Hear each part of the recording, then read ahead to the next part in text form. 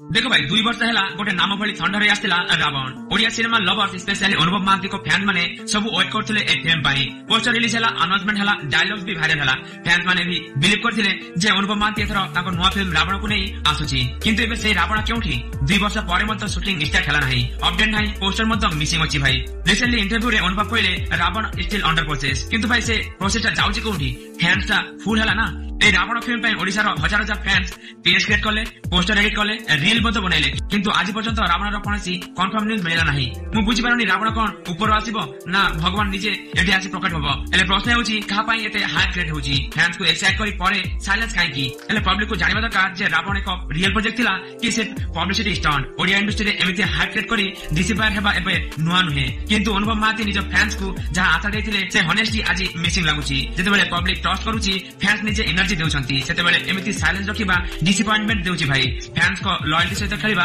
बंद करो सो मैसेज ता क्लियर दियो जदि रावण आसुची ताहाले रियल अपडेट ता दियो जदि आसु नाही ताहाले क्लियरली कहि दियो बिकॉज़ ओडिया ऑडियंस बे फुल नुहे से माने ट्रूथ चाहउछंती फेक हाई जमा नुहे।